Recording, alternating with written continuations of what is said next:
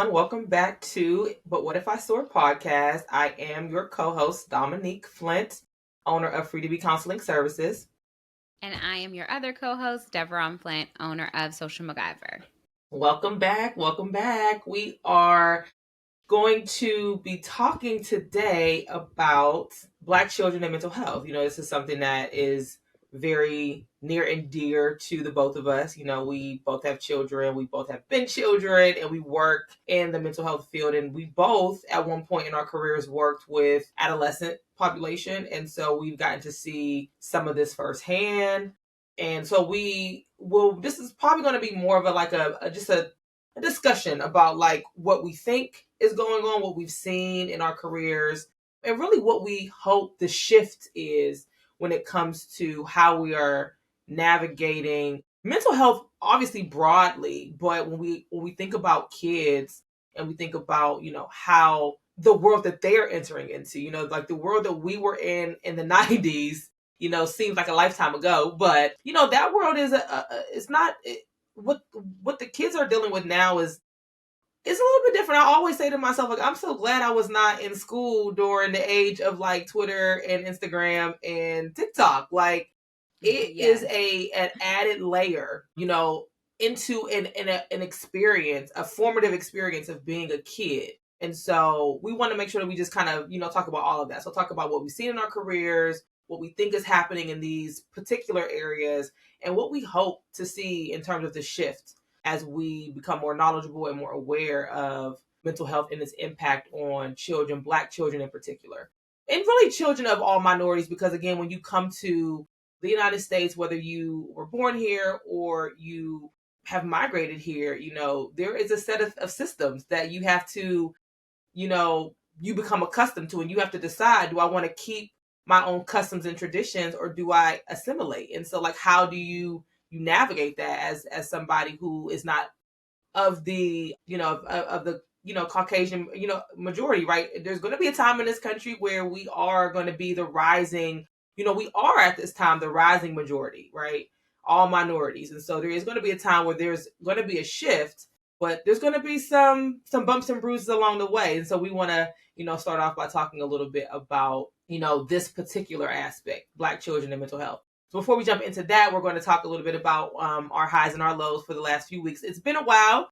We haven't put out a podcast in about a month, though we have had life issues come up. And so we are just trying our best to navigate that. But Dad, what about you? What's been one high and one low for you in the last about a month? So I would say a high is that college decisions have started to come in. Yeah. And so my niece has received 3 decisions. She got into 3 of the universities that she applied to. So she applied to a total of 8. And of the 3, she actually got 2 merit scholarships. So very proud of her in regards to that. I knew that she was going to have great offers. Has done amazingly, and her personal statement really highlighted just her challenges that she has overcome. And I will say, like, even though she's my niece and I'm a little biased, I would just say, like, just watching her and the growth that she has had since, losing my mom, and then, just the multiple losses that she's experienced since then, she has not, like, got off her path. Like, she is very focused. One of the things that she has set out for this year, and she set this as a goal for herself, is she wanted to get straight A's the whole entire school year. And she's been doing that. Like, she has been studying hard. She has really been applying herself, and she's in all honors and, higher level courses. And she's doing her thing. So I'm just very, very excited for her. We got some more decisions coming in these next couple of weeks. So I am just waiting to see what that is like. And then we actually had my nephew's 12th birthday party. Mm-hmm. And that was a high because he wanted a theme. We love a good theme. And so his birthday party was Mad Scientist. And I basically asked him, like, well, what is it that you want? He was like, you just do your thing. And I was allowed to let my creative juices just flow. I went completely overboard, as my husband would say. But I had like lifestyle posters of like, I had Einstein posters, like a 5 foot one that I made. I made the number 12. It was 5 foot. I had tons of like balloon displays. I had punch bowls that had like the dry ice in it. So it was like foaming, and it had like, I put like this glitter in it. So it looked like it was like magical potions. And it was just really, really nice. I did cake pops I hadn't made in a long time, and chocolate covered Oreos. And the kids just are like, oh my gosh. And then we made slime, which all the kids are like so excited about. I'm sure their parents were not, but it was just a really, really good time. And he told me like it was the best birthday. I heard a couple kids like, this was the best birthday party I've been to. So it was really good. I was a little bit worried about, he doesn't seem to care about these things, but I was a little bit worried about like how many kids would actually attend the party, Yeah. because he does struggle with peer interactions. Like, he's a very likable kid, but social cues are just not his thing. He struggles with that. And so, I did have to have a conversation with him, like, how do you feel if don't have all the kids that you invite? And he's like, I don't care. Like, I'm gonna have a That's good time good. with whoever decides to come. Like, That's if they don't right. come, they missed a good party. And I'm like, Mm-hmm. that's such a great like attitude. But he is someone like who bounces to his own beat of the drum. And so like, I always say like he's like my mom in that manner. Like, he's gonna have fun with whoever is there. He's not gonna be Right. worried about who's not there or anything like that. That's stuff that we would think about. But Mm-hmm. I kind of was like, look, I'm a buy for however many invitations he gave out, but whoever comes. Like, we had tons of stuff left over because I went overboard, but it was a really good time. He told me it was the best birthday, so that made me feel good. Yeah, Yeah. that That's was nice. good. That's good. That's Yeah, good. and then I would say one low. I wouldn't say it's like really a low. I would just say I've been having like some harder cases at work, to the point where when you do therapy and you work in the mental health industry, one of the things that you have to come to terms with is self-determination for clients. And that is very hard, Yeah. at times, especially when you see something that is either problematic or is going to become very problematic for them. We didn't get in this business, most people don't get in this business because they don't care about people, right? Like, most of the Yeah. time when you get in this business, you care. And so when you have clients who decide to not pursue certain things, it's a challenge to kind of cope with that and kind of process it and accept it, right? Mm-hmm. I will say, like, as a more seasoned therapist now, I've learned to not personalize it. But when I first was starting out, I would not accept that. Like, what do you mean no? Like, no, you're gonna do, this is good for you. Like, let's come on. And I oftentimes would find myself working way harder than the client, right? Yeah. And that would contribute to burnout and things like that. And so like, now I'm more of like, it's the balls in their court. Like, they've been given the resources. They know that I'm here. I'll remind them. But at the end of the day, like, they have to make that choice for them. Yeah. It still is not a great thing to sit with, but it is a thing that you have to come to terms with when you do this type of business, right? Mm-hmm. And so, yeah, so I would say like I've had to kind of cope with that these last couple of weeks with some cases, but I always keep hope there. I always, keep resources there, but at the end of the day, I know that they have to make certain strides on their own, especially for it to be meaningful and something that they can put into practice when I'm no longer a part of their journey. So, yeah, coming to terms with that has not been the easiest, but I'm understanding of it and I'm accepting Yeah. of it. I just don't like it. Well, acceptance does not mean you have to like it. You know what I mean? This is So, true. This you is know, true. Yeah. What about you? I guess I would say a high for me has been really trying to go back to the drawing board about the business. I have had a few shifts, maybe what one would say not so good shifts in the business, but I think these shifts have really helped me to want to get back to the drawing board and really want to focus on the marketing side. And so I've been setting up meetings. I've been doing trainings on marketing and just trying to like make sure my niche is on point, make sure I really have a clear understanding of the types of clients that I want to work with. And that's been helpful for me these last few weeks. So I have some meetings in the works for this upcoming week to look at the website and make sure everything is good there. Just really trying to, just be mindful of that. I'm kind of, just being mindful that I'm aware of that, and then utilizing the resources that are available.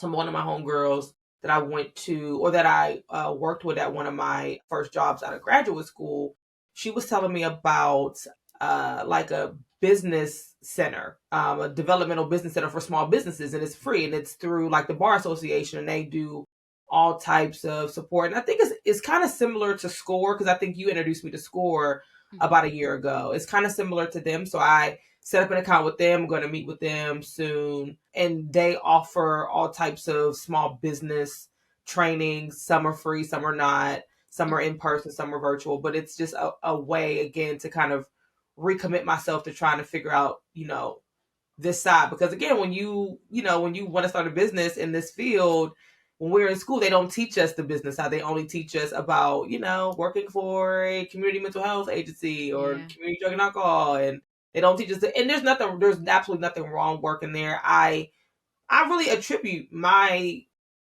clinical skills to those environments. I appreciate, I worked in drug and alcohol my first 5 years out of graduate school. And I really honestly feel like had I not done that, I don't think I'd be the therapist I am today. So I Yeah. really attribute, my great clinical skills to that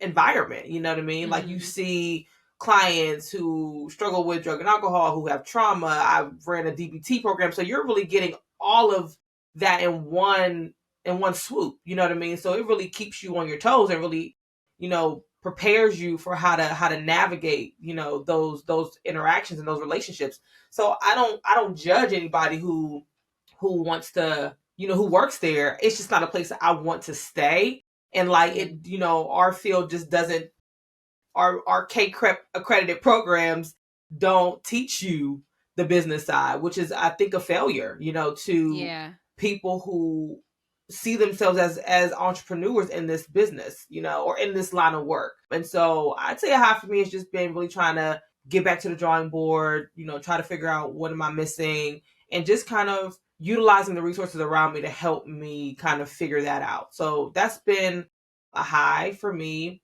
A low has been, I got to get back to, like, meditation and some type of something to help manage my emotion regulation. It's not been horrible, but I've noticed like, I probably should get back to meditation. Maybe that's what's brewing here. I have still been trying to do like my morning meditation reading, and that's kind of hit or miss. So I'm trying to, make that more of a consistent practice.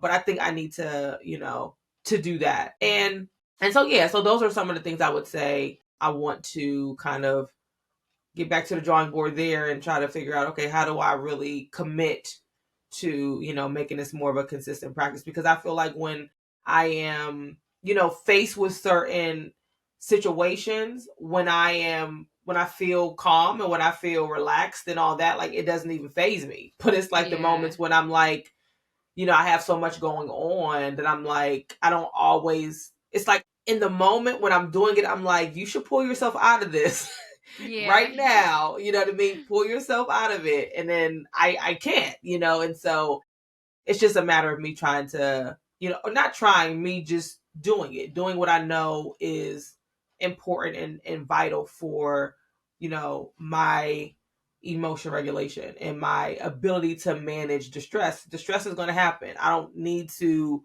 react to it all the time. I need to find a way to, respond to it and not react to it. The same, I've been having these conversations with clients for the last few weeks, and I'm like, I need to take my own damn advice Yeah. and really try to, like, find some methods to help me and get consistent. So that's Mhm. something that I would say has been a low. It hasn't been too crazy, but definitely something that I need to go back to the drawing board with. So yeah. I like that though, like having like self check-ins, right? Mm-hmm. Which is so key. And then I also like you said, no one gives you like this hidden GPS on how to navigate through, being your own owner of a business and Mm-hmm. how you market it. It's constantly growing, it's constantly changing. And so like I like that you are utilizing resources, you're connecting with people, and you're also not fearful of pivoting, which is something that really is, I would say, like, is key in trying to, have your own small business, because, things change. Things are constantly changing. You're constantly changing. And so you have to be willing to adapt while still holding your values and, your beliefs core to you, but also just being able to kind of pivot and knowing like even if you pivot, you're not losing something, right? You're not um Mm-hmm. lost in some way. It's just that you are being in tune to what's going on around you, and you're using that information and making decisions, which you're Mm-hmm. someone who is very good at doing that. So, I'm getting there, right? Like pivoting has not always been a strong suit for me, and it's still something that I'm practicing. I was just talking to my therapist about this on Friday because, yeah, I know it's something I need to do, and I am becoming comfortable with the idea that pivoting does it gives me options. I mhm, did, one of the two of the words that my therapist gave me to kind of journal on was choice and change. Because that has like been the theme for the last at least the last year, right? And mhm, it doesn't come natural to me.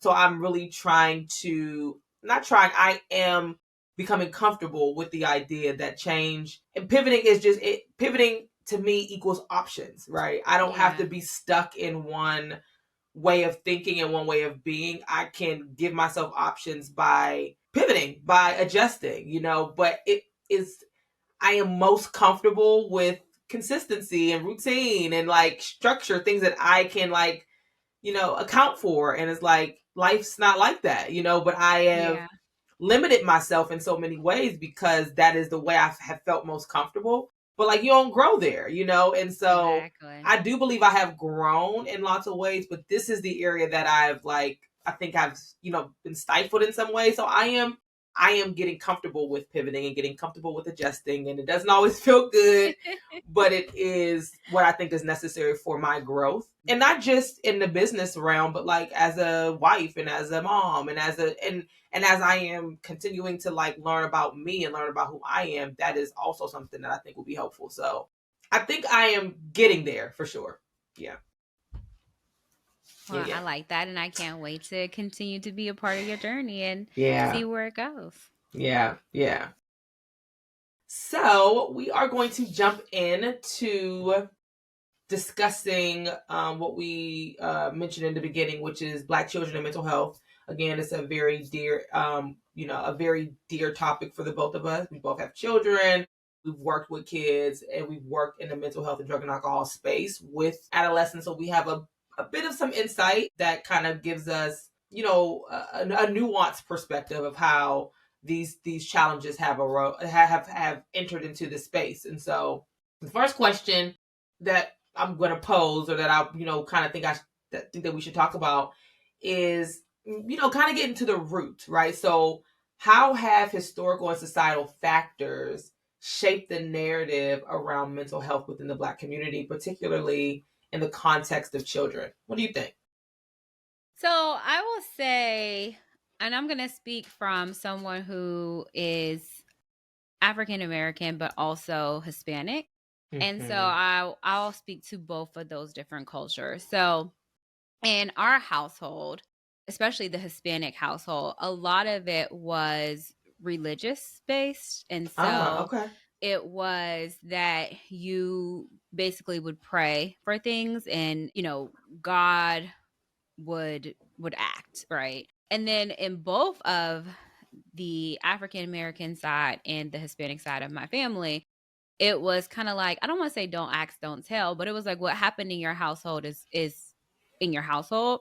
Mm, And really and truthfully, mental health, even to this day, when I, as being someone who works in the mental health field, being a therapist, when I talk to my dad, he will say, he doesn't believe in therapy, right? But he'll come to me for things like to talk about and kind of like process through, but he won't call that therapy, right?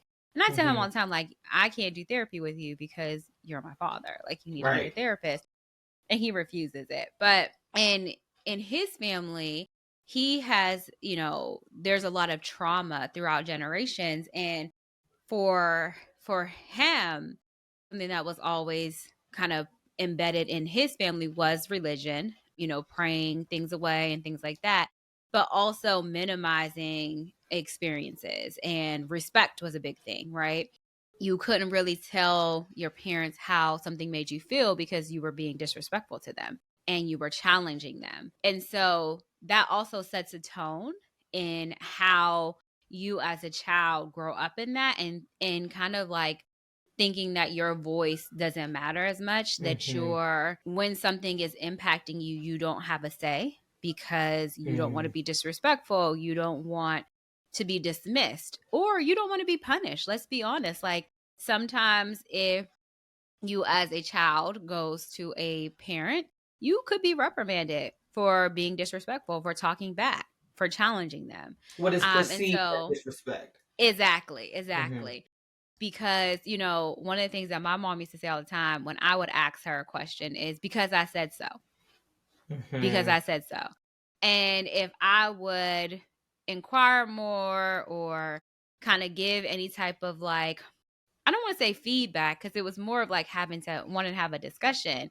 You don't have discussions with your parents. Like, what do you mean? You're not, my mom will constantly tell me, we're not equal. I am not your friend. Mm-hmm. And so Heard that that once or twice. exactly. So, or if I would say something, I was challenging her and, talking Mm-hmm. back and things like that. And so, even now when I interact with my nephews and my niece, I do sometimes catch myself saying like, why are you talking back? But sometimes it's also your delivery, and Yeah. I will explain that to them as well. So I think like that's something that has been, you know, historically going on within the Black and brown community, is this idea of respect. And I will say like too, sometimes it's a taught thing, right? From generations to generations. It's something that is learned, and it's easy to continue to do a pattern because it is normalized to you, right? And then I also think like when you don't feel respected in life, when you don't feel respected from other people, and that's kind of like your shutdown, you tend to then model that to those that you feel are underneath you, right? So, with your children, you feel like you are supposed to certain hold a certain type of level of respect, and when you say something, that's the final word. Like, they shouldn't talk back to you, they shouldn't challenge you. And if you feel like you are constantly challenged and questioned and belittled outside of the home, oftentimes when you go back into the home, you are then even more fierce with, I'm going to be respected at all costs. Like, I've had my father tell us numerous times, like, you will respect me. And it's like, of course, always have to be the smart Alex. Well, to get respect, you got to give respect. Oh, hell no. Who do you think you're talking to, right? But like, so that's just something that has been, again, what he learned from his mom and his father, Yeah. and I'm sure what his mother and his father have learned. And Mm. so it's just repeating patterns, and you don't dare question that what you're doing is not correct, because then that also shines a light on your parent, right? And it Mm-hmm. brings things into perspective where you now are thinking like, maybe this wasn't the best way to handle it, and you might think that that now gives you negative thoughts in regards to your parent, right? And that's an Mm-hmm. uncomfortable place to be at.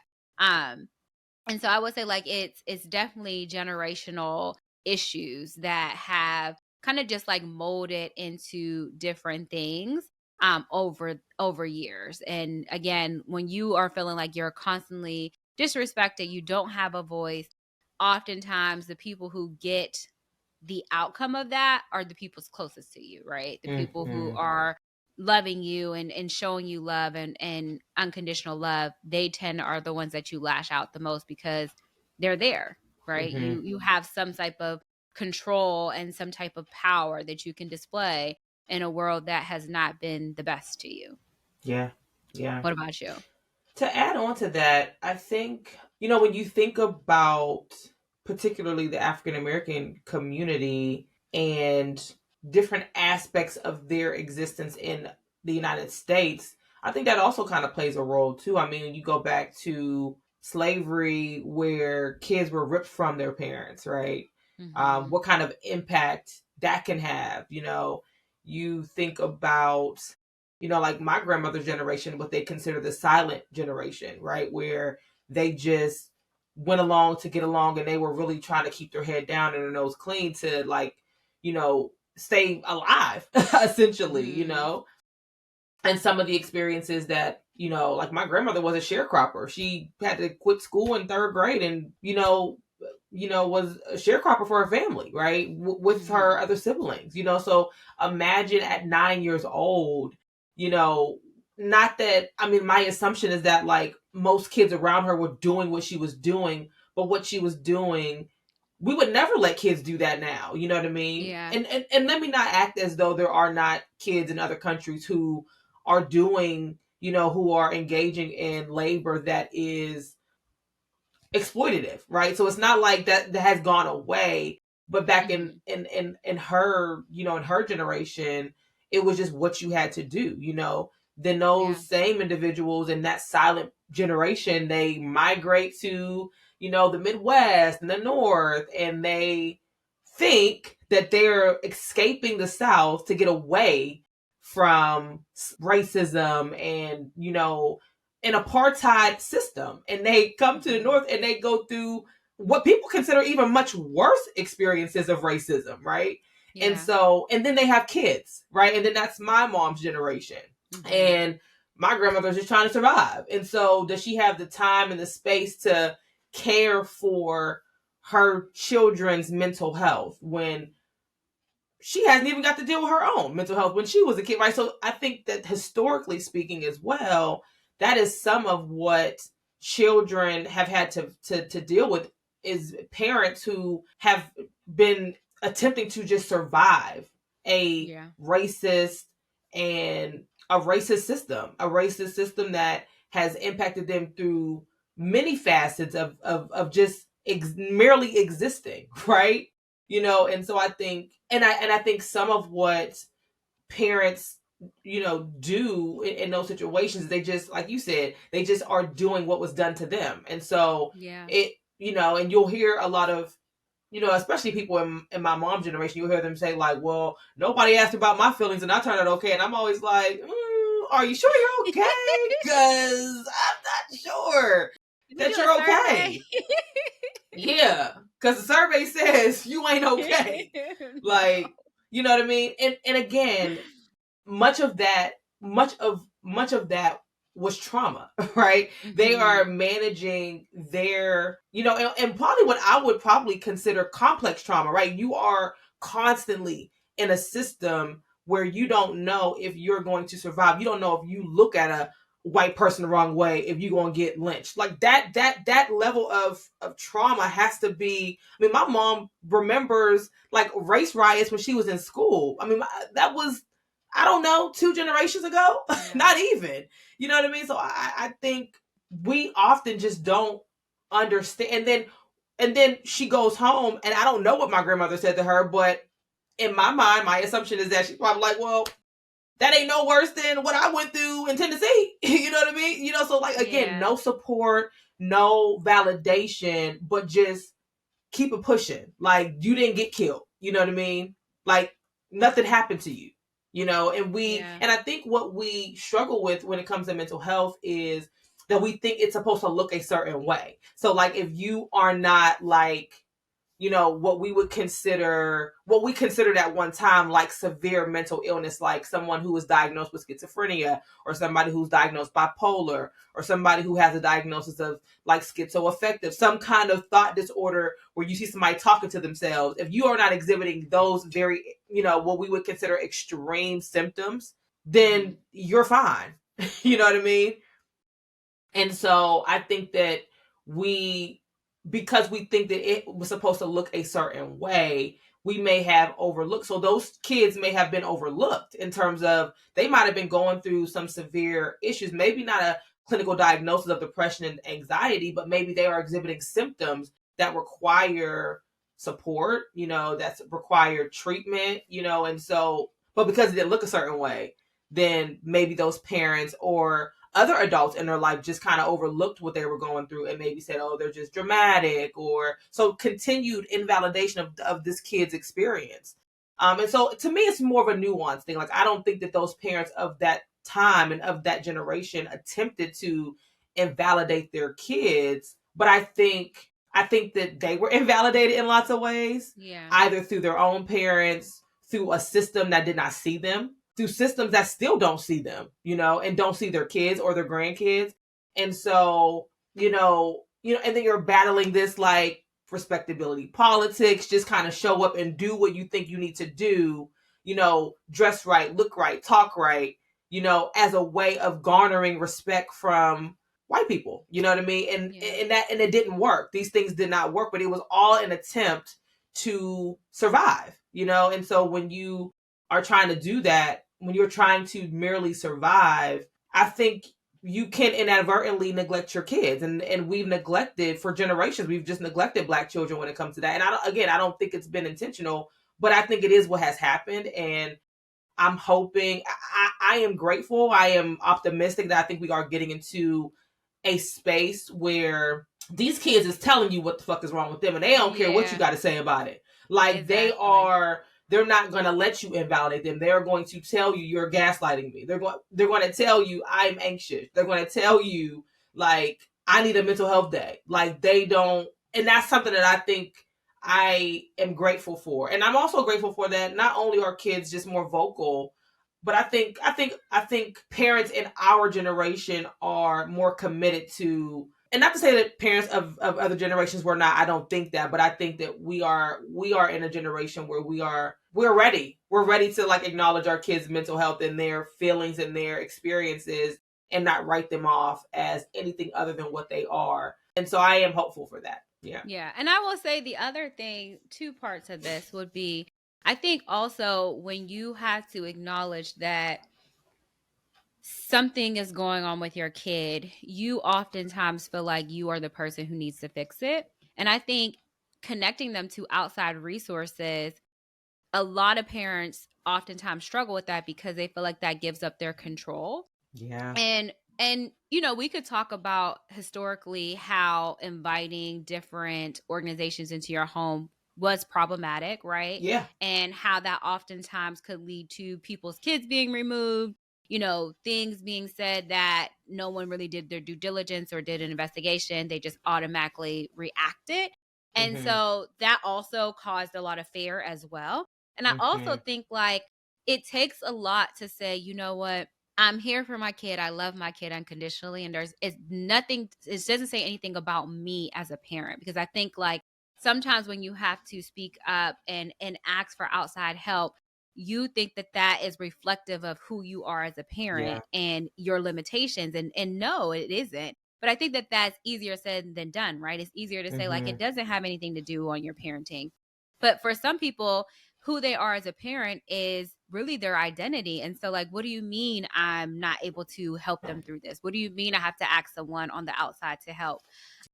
There's a fear there. There's a sense of loss of control. There is a sense Mhm. of lacking of something, right? And so, like, that Mhm. also can drive a parent to not want to connect with different resources or even acknowledge that there is a problem, because then they feel like that reflects some way on them in a negative way, right? And then Absolutely. I also think in addition to that is that we have just more recently have started to put a name to these things, right? Of Mhm. trauma and be more trauma informed. And I think, for so long, we just looked at these very traumatic experiences as just life, right? Like Yeah. it's just something you had to go through, And I think when you are acknowledging that an event or an experience is traumatic, one, it brings the light back onto you and your own experiences, but it also causes other people to look at the role that they have played in that Mhm. incident And Yeah. that is also troubling because it can bring about different feelings that you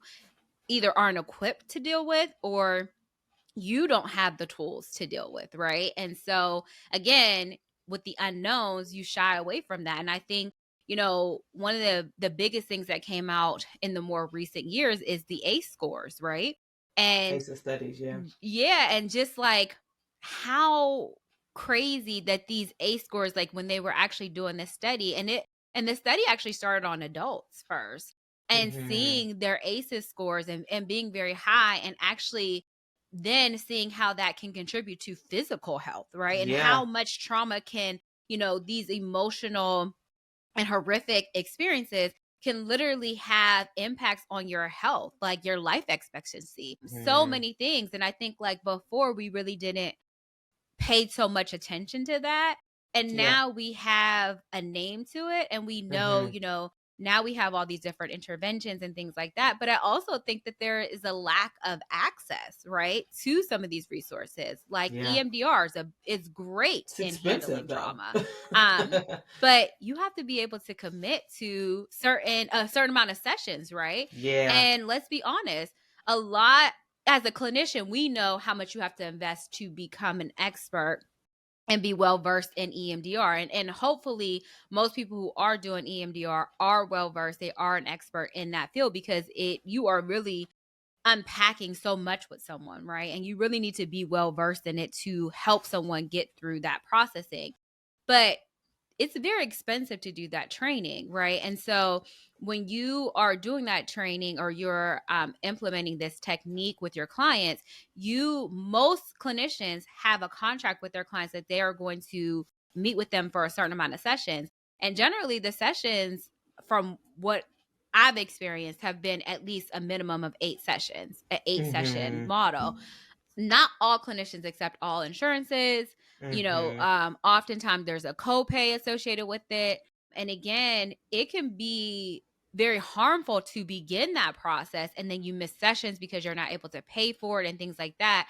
So I think like that also is a part of a recipe of creating these issues of, lack of resources, lack of knowledge. Yeah. Your kid coming to you and telling you, you know, sometimes I don't want to get out of bed, and not really even knowing the name to put to that, right? Mm-hmm. Um, and you can hear things, right? Like my grandmother struggled with depression, but I don't think my grandmother put a name to depression until years, like until she was like in her late age, that she, Mm-hmm. finally acknowledged that she was diagnosed with depression. Mm. It took a long time. Even like, and I've talked about this in other podcasts, when my sister was diagnosed, when she first was diagnosed with bipolar disorder, that wasn't explained to us. And even when my mom got her hospitalized and got her medication, my mom got a lot of flack from family members about that. Like a Mm. lot of flack. One, that she was the cause of it because of her addiction and all the things that she had put us through. And then not only that, why are you medicating her? Like, she doesn't need no medication. She just needs to get it together. Like, so she Mm. got a lot of flack for being someone who was listening to outsider providers and following their recommendations. But also, it was also scary because my mom was entrusting outside providers to do right by her and my sister, and not Yeah. being very knowledgeable about, were they giving her the correct diagnosis, were they doing right on her behalf. And I was just telling my stepmom the other day, I remember when we went to school and down south, and this was when ADHD was like a big thing, had just like kind of really hit the scene. And I remember down south, they used it as a weapon. So my stepmom, who is white, she worked at a community medical center, and they would constantly get referrals where minority kids would come in, and the parent would say they have to be put on Ritalin or they are being told they cannot return to school. And Mm. my stepmom still tells this story about when she went to go enroll my younger sister into one of the schools. She literally went into there and they had literally tables lined up where they had like the little paper cups, and they were putting all the Ritalin in the cups and lining them up to give out to the children. And who were the minority or the majority of people getting that? Minority children. Mm-hmm. And again, no one was asking them about diagnosing them to see like what is going on in their life, what's their, their home life, what is any trauma, could they be on the spectrum, anything like that. No, they were just diagnosed as being hyperactive, not able to sit still, not able to take directions, hard to redirect. And so they were just putting them on Ritalin. Yeah. And that was the standard.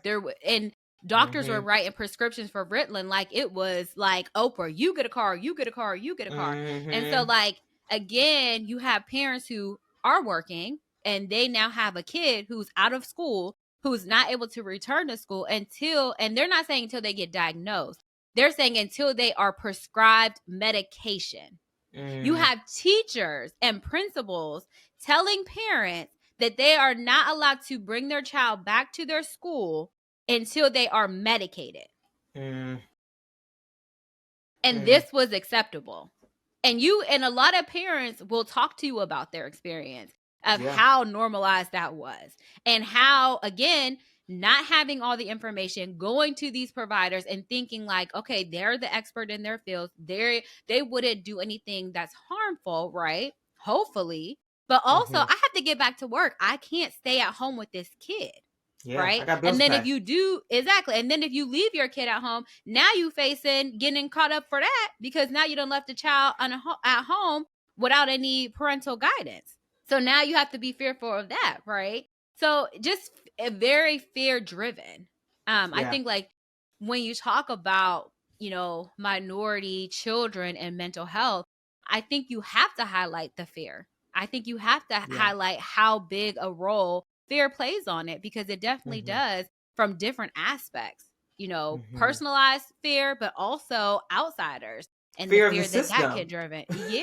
And the Yeah. real, and it's very real. Like you It's could a real talk to fear. people Yeah. and they will literally tell you stories about their experiences. And you're like, how is this legal? You know?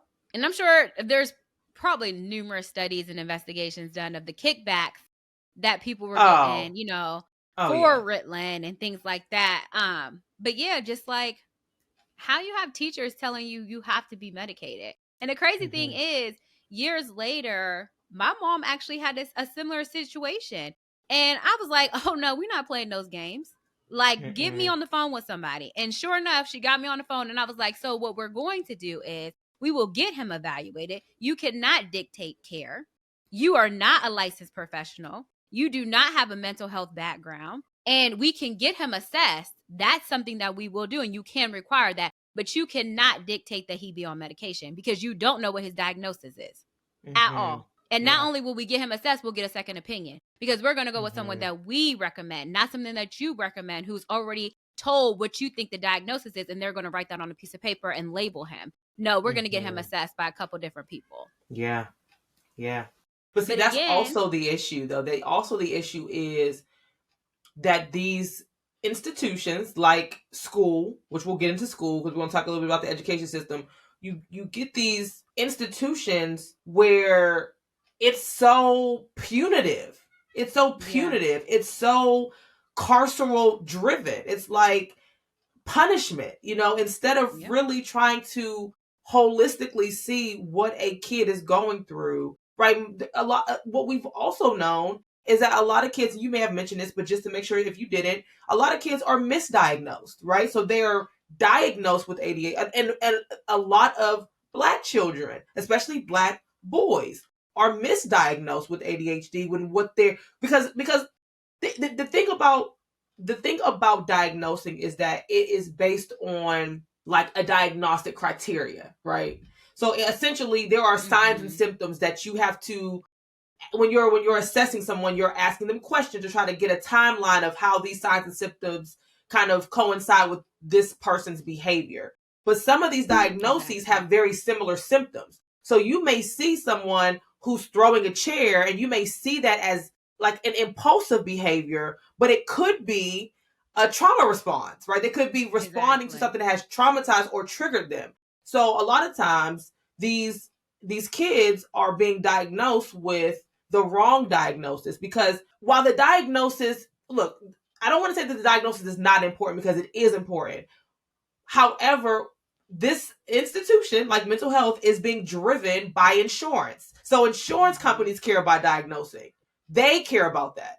Me personally, as a clinician, it's not that I don't care about the diagnosis, but what's most important is the treatment. How am I going to manage these behaviors? What interventions are going to be most useful and most effective to help curb this behavior, right? Or to help curb these symptoms. And we're asked to diagnose in one session, right? So we have to diagnose someone in order to get paid, in order for this to be covered through your insurance so that you don't have to pay and so that we get paid. We have to diagnose in one session. Now we can always update the diagnosis later, but that's the kind of timeline we are given, right? And so it's important that you get a clinician who is concerned about the diagnosis, but is more concerned about the treatment, because that is most important. You can change the diagnosis later, like that's not a big deal. But the treatment is what's most important. And so you have these institutions like educate, like the school system, who where those clinicians are in lots of ways beholden to the school system and not the actual client, not the student. They couldn't care less about, and I don't want to generalize, but if you're working for a school system, I am, and this is an assumption, but my assumption is that oftentimes you are beholden to what that school system wants, right? What they are requiring. It's no different from when I felt like when I worked, for a drug and alcohol institution, community drug and alcohol, facility, and we had a drug court program. So we were beholden to the court system, right? Yep. They wanted information that without, releases, and they wanted us to break rules because again, we were beholden to a higher institution, you know? And so that's the other thing to keep in mind here, is that you might get a clinician who doesn't necessarily care about the actual treatment of the client. All they care about is the diagnosis and being beholden to and kind of being governed by this higher system, this education institution, who for a lot of them don't have a lot of resources, because we'll get into that, don't have the proper resources, don't have the don't The have clinicians, expertise either. don't have the expertise, don't have clinicians with the proper training, all these different things. And so that's what I would add is you have to also consider that, like that a lot of these clinicians are being beholden to these higher institutions who don't give a fuck about these kids. They don't. They just don't. And I'm not going to say that the clinician doesn't care, but the clinician is beholden to that system. And so they're operating not independently in lots of ways. They're operating with under the guise of what that institution is requesting, you know. So, Exactly.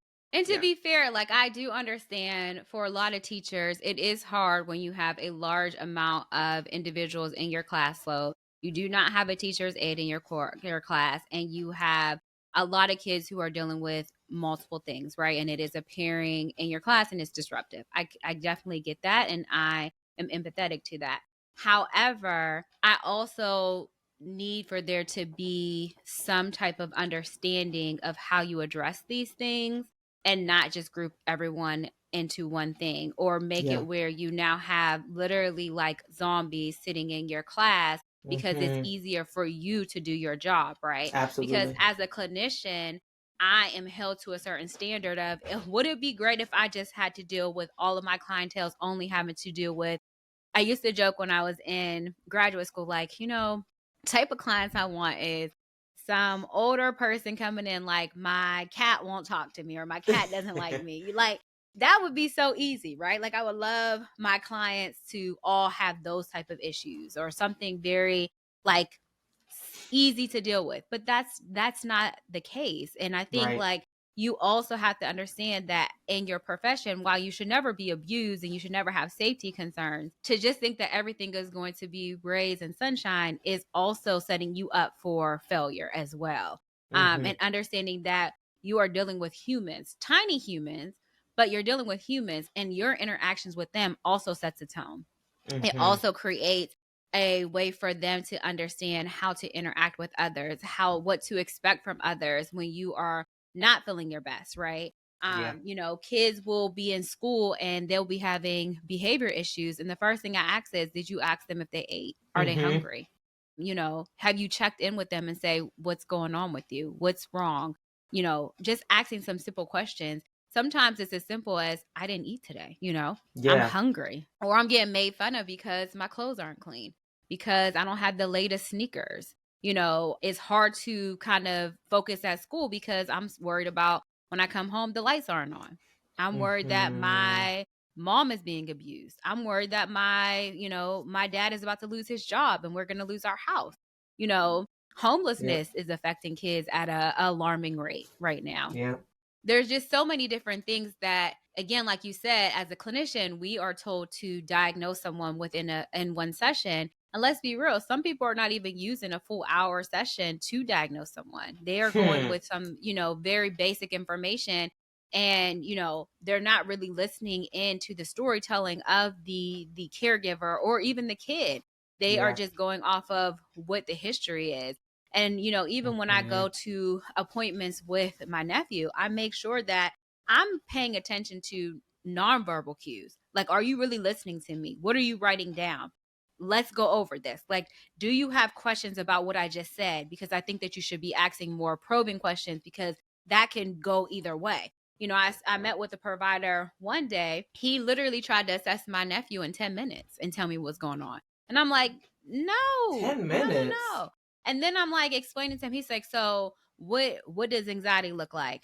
Sir, I'm a clinician. Don't play with me. Do not play with me. So then he was like, well, sounds like anxiety and ADHD kind of look the same. And I was like, well, you think? Do you know what ADHD looks like? What the symptoms of ADHD are? Do you know what the symptoms of anxiety are? Do you know what the symptoms of a panic attack are? Like, don't play with me. Don't sit here and act like I'm sitting here lying about you. But in addition to that, what most people don't know, a lot of times minority kids are diagnosed with ADHD, and actually they should be assessed for being on the spectrum.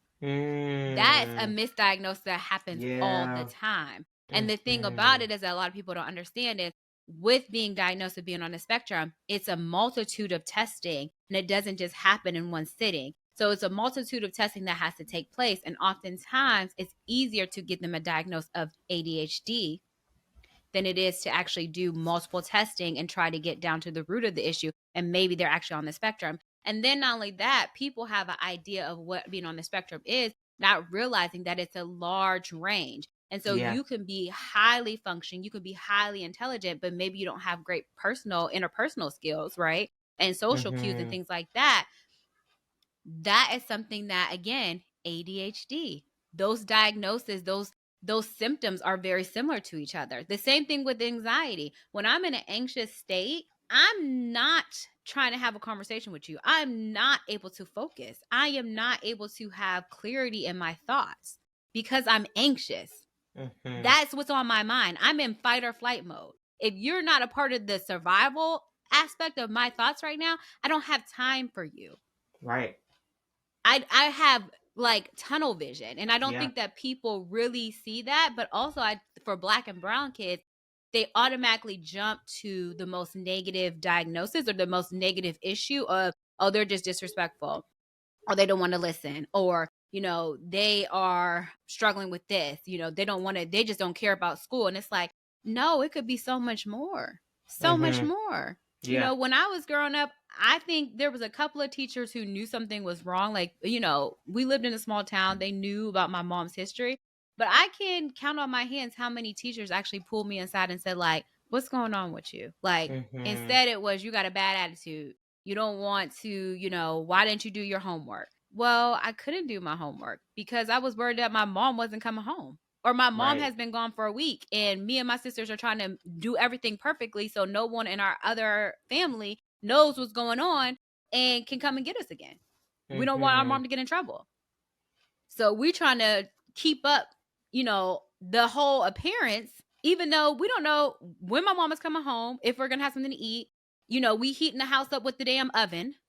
Mhm. So of course I don't have time to pay attention to your class. I'm trying to figure out what me and my siblings are gonna eat because my mom done took the food stamp card and used it all on crack. Mhm. Right. So Right. what is your class telling me how to read going to help me if I'm hungry? Mhm.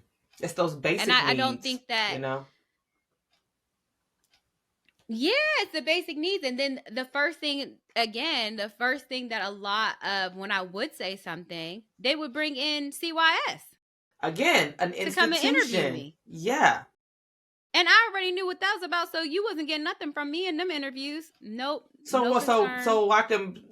It, and it, yeah, punitive again. Like we govern as a punitive system. We are not looking at someone's entire experience, and we're not. We don't care about like other ways of managing someone's care. You know what I Exactly. mean? Like if you bring in CYS, of course a kid is gonna lie. Like what? Exactly. What? And I'm Because not even saying oftentimes you want to stay with your parent, even if you are in because the most heinous yeah. situations. You love your parent and you don't Mm-hmm. want to break from them. So instead of you Yeah. sitting there talking about how can you intervene and help their parent, the first thing you want to do is snatch me up and remove me from my household. I don't know I'm what type, gonna and let's be lie. honest. Some of the places they snatch these kids up to and take them are no better than the situation they were in. At least I know No, what's no better. predictable. At least I know Mm-hmm. I'm in a little bit of control in my situation. I don't Mm-hmm. know what type of place you're putting me in. You could be putting me in a, one person's house who got a whole bunch of kids. You could be putting me in a center. Like, it's unpredictable. And I don't know. I'm also in the impression that I'm trying to save my mom. Because, see, no one's talked to me about addiction in the mindset of what it's like for a kid to see a parent struggle with that. So I'm under the belief that I can save my mom. But to save my mom, I have to be present. So to be present, I have to lie and tell her everything is good so that no one takes me out of the household. Because if I leave, then my mom has no connection. There's no one teetering her to that situation. So she's just gonna Mm-hmm. be out there, and then I'm gonna lose my mom forever. And then it will be my fault because Mm-hmm. my mom is out there because I wasn't there to save her. Again, no one is processing that in a child's mind, Yeah. right? And not only was that in my mind, I have an older sister who's processing it in her own way. I have a younger sister who's processing it in her own way because we don't have the tools of how to process that. So we are under the impression of we're just going to figure it out ourselves. And no Mm-hmm. one's asking the right questions, and we're not giving them the right answers because you're not asking the right questions. And we don't know what the damn right questions are because we winging it. Yep. And Yep. that happens all the time for kids, all the time, especially Yeah. Black and brown kids, because oftentimes you don't have people who sit there and give them a moment to build that connection, to build that relationship where they feel like, you know what, I can let loose. I can tell you what's going on with me. I can talk to you about things that I don't even know how to put into words because I've never dealt with something like that. I don't Mm-hmm. know what's going on with me. I know something is wrong, right?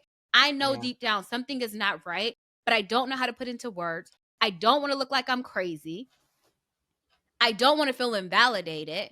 And I'm acting out in any way possible and screaming for help in any way that I can. And no one's paying attention, right? Nobody's paying attention Mm-hmm. to what I'm really saying. I'm screaming for help in all the ways that I can. And all they keep telling me is that I'm, misbehaving. I have a behavior issue. I have this, I have that. But no one's really asking me why I'm doing the things that I'm doing. Why? Yeah. What's the why? No one's Yeah. giving me the time to even do that. Not my parents, not my loved ones, no one. And so I'm constantly learning that I just have to keep doing these behaviors to Mm-hmm. hopefully one day someone asks me the right question. Yep. Mm-hmm. And then what happens? You have kids growing up with no one asking them the right questions. And then guess what? The adults are coming into our office and we are having to go back and Every parent. unpack childhood things, Yeah. which takes further time in treatment because now not only do they have these childhood things that were never addressed, but now they are spilling over to their adult lives and now they have adult issues. And so now it's a wide range of issues that we are now having to help them process through and Mm-hmm. give them a guideline and give them understanding and give them space to be vulnerable, Mm-hmm. to be honest with Yeah. themselves. Mm-hmm. Yep. That is a Yep. big issue because we Mm-hmm. rush to villainize children. The pipeline for prison starts with In school. children. Mm-hmm. It starts with children. It starts with, kids having a 504 plan and teachers not following it.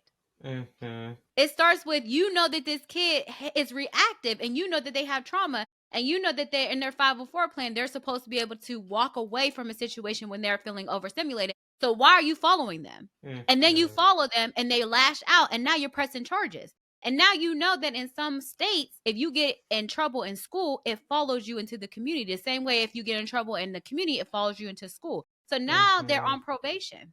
for being kids. Really, really, they're on probation for doing kid shit. Let's just clarify that, right? Because, and I'm not justifying behavior. I'm saying again, we are more committed to being punitive instead of being thoughtful about what is the best, most appropriate way to. I had a client who was on probation at 10 years old for like breaking some windows at a garage. You mean to tell me at 10 years old that was the best intervention for a kid? And might And I then add, he how was long a white did they kid. stay He on wasn't even a black probation? kid. And he had And been on how probation long for did it 11 stay on? years. He was on There you probation for go. 11 years. There you go. And not So then what is because he he did learning? anything else. Nothing. Number one, he ain't learning shit.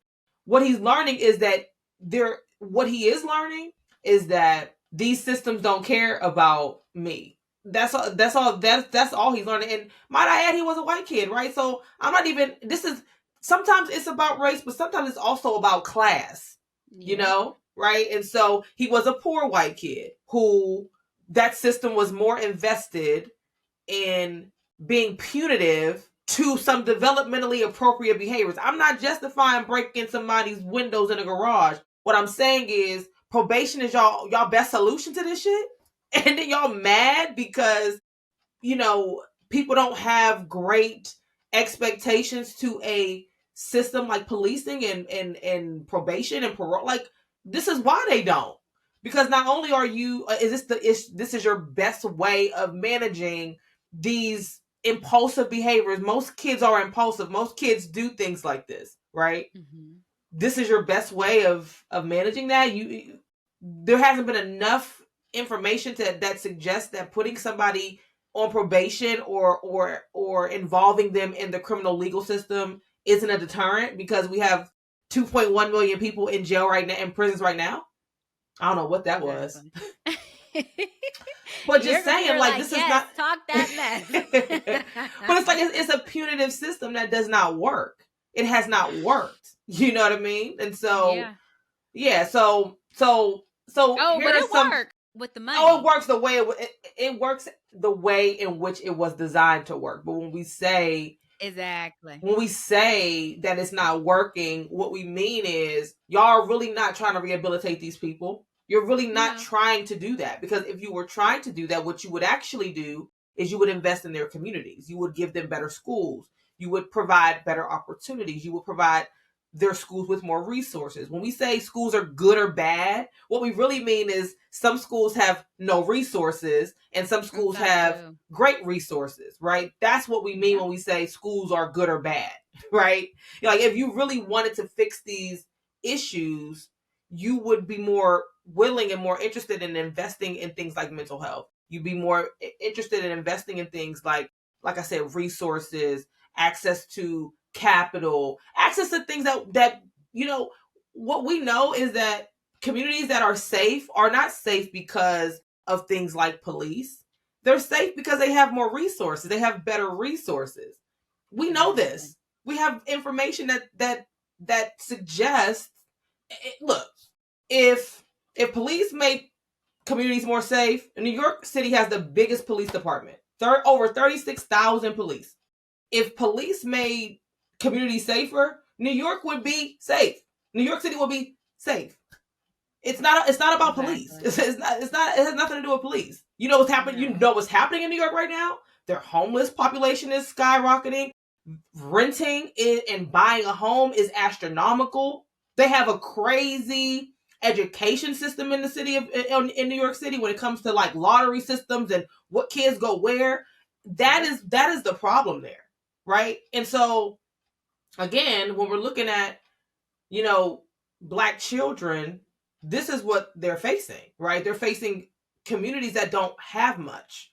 And And that don't there's been value them. and they don't value them because there's been a complete disinvestment from those communities. So when you see Exactly. kids who are behaving in this way and who have these behavioral issues, it's not because they're bad, right? They are reacting to an environment that has disinvested from their communities. That's what we're seeing. That is what we are witnessing.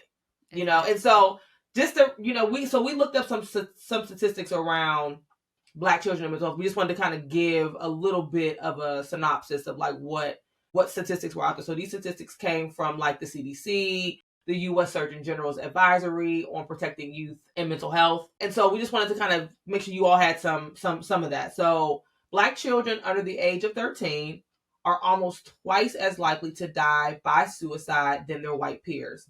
This is from the U.S. Surgeon General's advisory on protecting youth mental health, and this is from 2021, so just a few years ago. In 2020, the CDC stated that suicide was the third leading cause of death, respectively, for Black Americans ages 10 to 24. And that rose significantly between 2018 and 2021. Now, you also have to remember that in 2020, March of 2020, we were in lockdown from COVID, right? So there's also that I'm sure has probably played a role. Yeah. Black females in grades 9 through 12 were 60% more likely to attempt suicide in 2019 compared to their non-Hispanic white females of the same age. So same grade level, same age. Black youth are at a higher rate for depression, anxiety, and other mental health struggles than their non-Black peers. The CDC reported that suicide is increasing at a faster rate for Black youth than it is for any other racial or ethnic group. And it was reported that these issues on Black childhood mental health cannot be traced to one specific issue. However, things like financial and institutional barriers to care and police violence are some examples to why these things are happening to Black youth. So just to give a bit of a reason, and this is kind of what me and Devron were already talking about, but just to kind of, give you some information from where some of that information has come from. So this is serious, and it's important that it's the balance here of as a Black adult, right, who either has their own kids or who is in community with Black children, right? It's a balancing act of recognizing that these kids are going through these things, and what is the best, safest way to provide them with what is needed to help them kind of get through that, right? And I think you're absolutely right that fear has to be a part of the conversation, because they are afraid probably that something bad may happen to their kid if they try to reach out to a counseling service, if they reach out to the school, if they reach out to, I've had parents who have tried to include CYS in their life because they don't know what to do. And so again, we have to be willing to say, okay, how do we at the local level provide these communities and these individuals with easy access to what they need, so they don't have to call a CYS to get their kid involved in another institution, right? That these things should be able to be managed and addressed at the local level so that they don't have to do that. You know what I mean? And so yeah, I will also say, so I just watched an interview with Regina King. She lost her adult son to suicide. Yeah, I saw the clip. So she spoke in regards to acceptance of him, losing his life. And she said that her son had told her he was tired, and she highlighted how long of a battle he had with different medications, different psychiatrists, different counselors, different therapies, interventions, including her, individualized, all of those different things. And that, she was able to process his decision, right? And by no means am I saying that, if you have a child who is suicidal, that you accept it. What I'm saying is that you have someone who is African American, but has a lot of resources at her disposal. And I am pretty sure she has advocated for her son even when he didn't want to. She has probably connected him with some of the best providers out there because of her access. And I think that when you are someone who is not well versed in the mental health field, I think that it's important for you to give your child a position to speak clearly and be vulnerable and know that they may not get it right on and how they're saying things, but really listen to them and don't write it off. And I think one of the reasons, and I'm sure she's done tons of work since her son committed suicide. But I also think that one of the ways that she's able to process that and knowing that she listened to him and she did everything that she could to try to intervene and help him and get him connected to resources. And I think for a lot of people that I have worked with who've had loved ones commit suicide, there's a lot of guilt associated with suicide, especially for the surviving individuals. And I will say one of the ways that you're able to work through that guilt is really having listened and paid attention to the signs. Sometimes there's signs, sometimes there's not, but Mm-hmm. really giving someone the space to be vulnerable and be honest, even if it's not what we want to hear. I think that that's where you start as a parent, as a caregiver, Mm-hmm. is to be willing to listen to someone tell us about their experience, even if we don't agree with it, even if it makes us feel some type of way, even if it is triggering to us. Mm-hmm. Um, because in giving people the space to be honest and be vulnerable, that's where healing happens. That's where the opportunity to intervene happens. If we are dismissive of children, especially minority children who are already feeling dismissed by outside resources, outside providers, if they don't have a soft place to land, even with their loved ones, where do they go with that? They carry Mm-hmm. it. And at some point in time, what they're carrying becomes so heavy that they don't want to carry it anymore. Mm-hmm. And they do look to figure out how they cannot carry it anymore, and unfortunately sometimes that is ending their lives. And I am not saying that there is anyone who is responsible for someone who makes that decision, and it's not a easy decision at all. I've dealt with a lot of clients who had a lot of suicide ideation. It's always tough when you have someone who is really in a low point and they don't see any benefit to continue in their life. But I will say having the ability to sit with someone and unpack that is so important because it allows you to meet them where they're at. And if you are dismissive in any way, it goes right back in and it doesn't go away.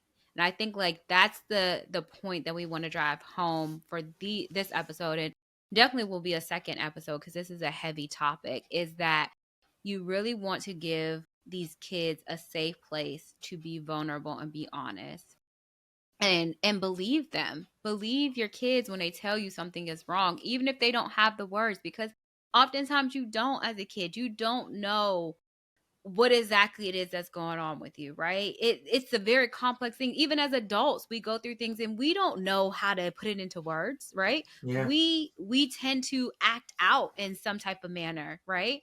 So why are we holding kids to being adults, right?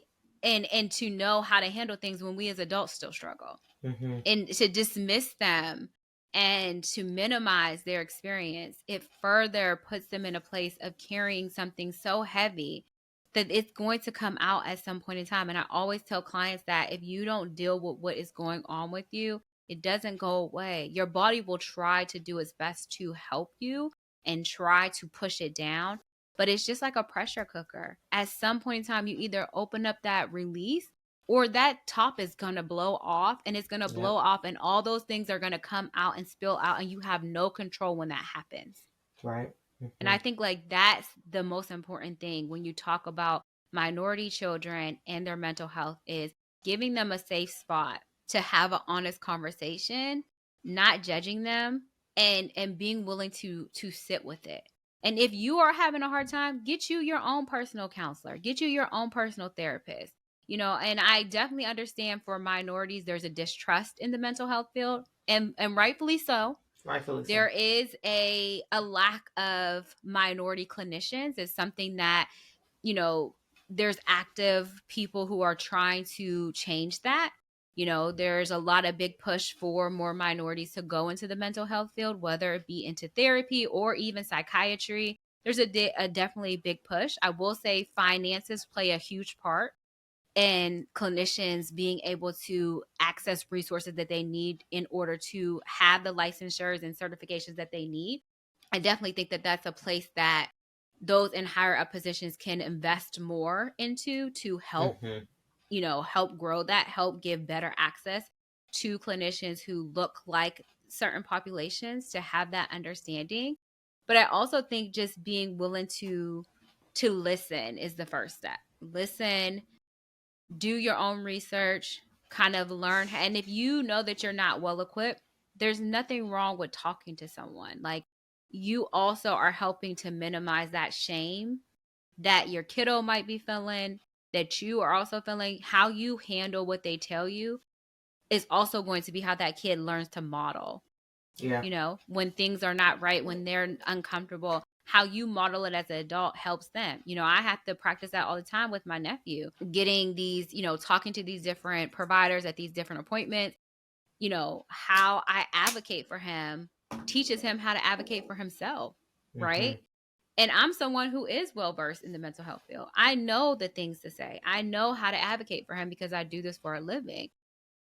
I try, when I talk to parents for their kids, I try to educate them on how to advocate for your kids, knowing how to say, like, what buzzwords to use, right? I've had so many parents call me because their child has attempted suicide, and they take them to the hospital and they're sent home. Minority kids, right? And I'm like, no, take them back to the hospital, and this is what you need to tell them. And guess what? As soon as they use those words, those buzzwords, they call me, my kid was admitted. And it's And crazy that they even got to do that, but it's you got to. crazy, but Yeah. it's so quick. I mean, again, it's so many different layers to this, of how how your insurance plays a role, how the hospitals that you go to play a role. you know there's so many different things that go into it, because not every hospital has psychiatry services, Mm-hmm. right? Not every hospital you have has a psychiatry bed. Not every hospital you go to has a good social worker who's willing to utilize resources and look for a bed, and make those calls, especially if they are overworked and underpaid, lack of resources, lack of access. They're going to do just the bare requirement, legal requirement, and keep it Mm-hmm. moving, right? Yep. And not only that, you've been a social worker, a therapist at a hospital. You know that you Mm-hmm. also are dealing with admissions coming down your throat, the doctor's coming down your throat, insurance is coming down your throat, of you need to get this person out this bed. We need a bed. And so you have all of those things that you're dealing with, while you're also trying to help someone, and you don't know when a bed is going to come available. It may come, Yeah. within a few hours, or it may be a couple of days, you know. Or So there it's might be a it's bed so many available, but different the things. location is so trash, and it's like this if this is this person's first time being admitted, like I could completely ruin their mental health experience by sending them to a hospital that is known in the community for like just being a piss poor location. You know what I mean? So you're battling that Exactly. too. Is I remember specifically having that experience with a black young adult. He was like in his 20s, and he was having a his first psychotic it was like Episode, yeah. his first psychotic episode. And I'm like, I'm not sending this 21-year-old to this hospital. I can't do that. So I'm like, Yep. there's no beds. But I'm like looking at other places who are going to have a bed soon. But my thing is, he's in a hospital. He's being monitored. While obviously him going to a place that specializes in the care that he needs, he's okay in the hospital right now. Like he'll get Mm-hmm. to where he needs to go. But I'm not going to send him to I'm not. So you're battling that too. You know what I mean? And then as a black clinician who sees this young black kid or young adult who I know this could completely ruin his experience of trusting the system. I just couldn't do it. I couldn't do it. Yeah. You And know? and see, but that also speaks to you as a clinician, and you actually being mindful of what decisions you make. That doesn't happen all the time. No. Right? Like, that doesn't happen all the time. I told you about my experience with this psychiatrist who they just raved about. Oh, he's this well, and he's so experienced. Da, da, da. And I was like, I don't care how experienced he is. You don't sit with someone for 10 minutes and diagnose them. I don't No. care how experienced you are. To me, it sounds like you're kind of burnt out, and maybe you need to reevaluate what you're doing. But Yeah. see, you got the right one, because I know that, first of all, not only am I going to file a complaint, but I can hit you where it hurts, because I'll contact the insurance company and see how much you submitted for that assessment. What was the Mm-hmm. time that they put down for that assessment? And see, that's Yep. the other way that you hit them, where it hurts. You can Mm-hmm. also report people to the licensing board. Yep. Because Yep. you have to do your due diligence, and people will play with you in your face, Mm-hmm. and literally try to give you peanuts and tell you that it's gold, and Yep. it's not. You know, even No. when you are getting admitting your loved one into a hospital, there's some hospitals, I'm not gonna say the name, but there's some Yeah. hospitals that will put you in a mental health bed and give you detox protocol, no mental health resources. And when your detox protocol is up, you are out the You're door. gone. And Yep. yet your insurance is billed for a mental health bed, a dual mental health bed. So meaning that you're billed for detox, substance use, and mental health services. And there's been no addressing of the mental health services. So if you didn't believe them that they had struggles with suicide ideation, you should have just put them in a detox bed, because that's the protocol that you're following, and you're not addressing the suicide ideation, even if it's not believable. So guess what happens? The clinician who writes off on that discharge paperwork, if anything were to happen with that individual, who you think is on? Who you think they're coming after? Mm-hmm. Not the doctor. Nope. But we didn't put them on that Right. We didn't field admit of that. We weren't the insurance. admitting doctor, the admitting physician. Like, and we didn't and do and, that. and I'm not putting in the pay codes, but yet, Right. and again, how was I to know that that's what the bed that they were put under? That's what we built their Right. insurance. But I tell you what, the patients who this wasn't their first go around, they would usually go onto the nurse floor and pick up that phone and call their insurance and ask what was being billed. Yep. And I tell And you that's what, good that advocating. changed their experience. That changed their experience real fast, because now you playing with insurance. Now you're not just playing Yep. with a person. But again, if you're not knowledgeable of these things, then you are just going to believe that these providers, these organizations are going to write on your behalf, and they don't Mm-hmm. always. And again, I'm not bad mouthing every organization, because there's some really good ones. There's some really Yeah. great organizations and providers who are doing the work, who are really, trying to help individuals. Mm-hmm. I think Therapy for Black Girls is really doing great work and making sure that they are showing where minority counselors are, where they're located. They Mm-hmm. have a running list that you can go on and find a minority counselor, right? And they have to submit their licensors and things like that. So they really do a due Mm-hmm. diligence of knowing who they're recommending. And there's so many other organizations who are really taking this up. And I think like that's really helpful for you to also do your research. Don't just give people the benefit of the doubt freely. We have to look at our history. We have to look at our experiences, but Mm-hmm. also just like believe in your kids. There's kids who are struggling, who identify with being a part of the LGBTQ plus community, right? And let's be honest, the Black, you know, group has not been very great to those who identify as part of that community, right? That also contributes to mental health. That also Yeah. contributes to suicide ideation. That also contributes to depression and trauma. These people are not having access. I mean, I know kids who are thrown out of their house because they identify with the population. Um, Mm-hmm.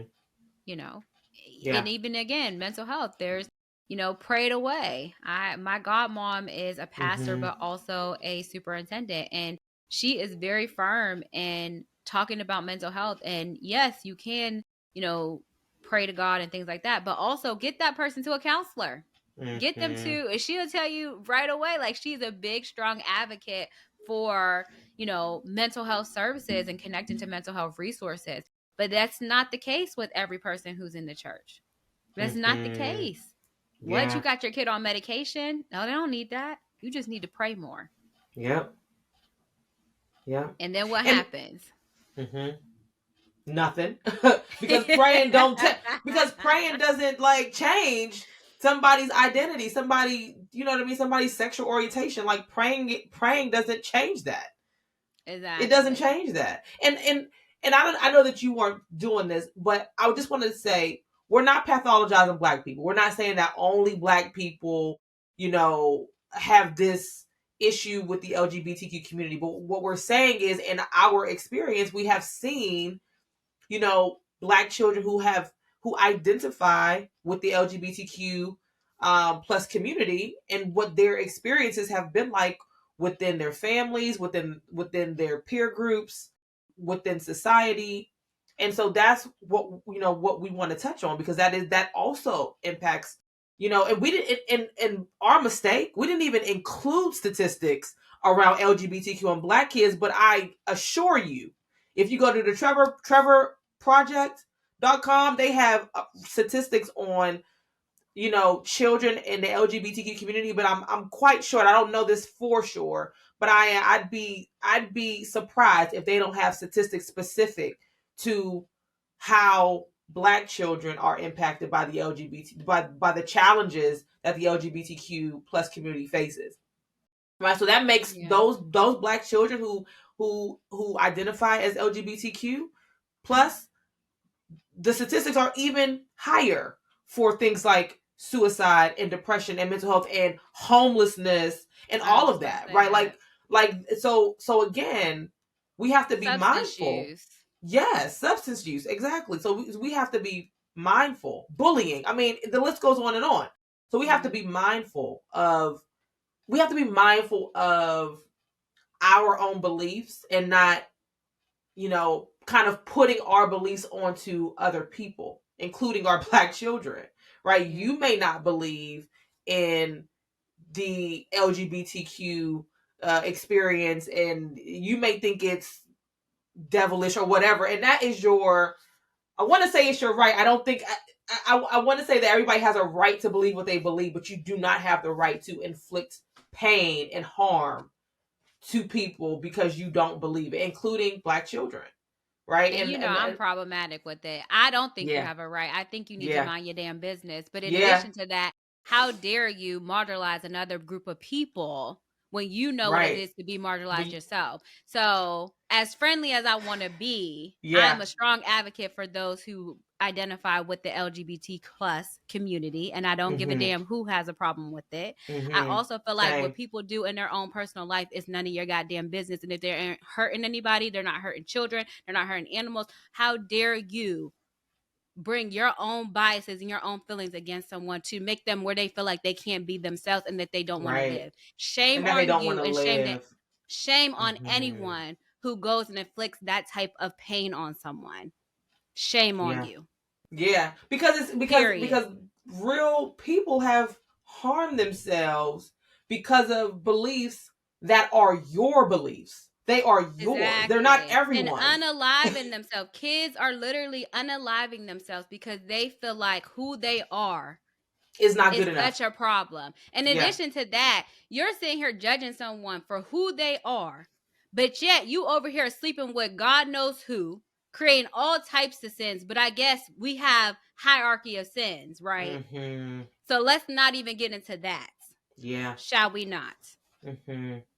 But like I said, I have dealt with numerous kids who have been kicked out of their home, who have been shunned, who have been told they are a mistake, who have literally felt like they can't be themselves, to the point where some of them try so hard to be what others tell them that they should be, that they're miserable. Mm-hmm. Then they have identity crisis.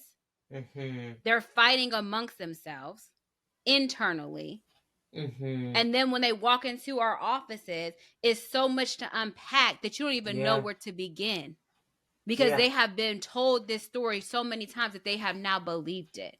Mm-hmm. But again, we will sit there and talk about these kids. We will treat them a certain way. But then you will go and want to get your hair done by someone who is a part of the LGBTQ community. You Mm-hmm. will want to, they're fine to be the person who does your choir in church, right? It's fine Mm-hmm. to be someone who helps in certain ways, as long as you can utilize their services and their creativity. But when it comes to actually respecting them as an individual, that's where the problem lies.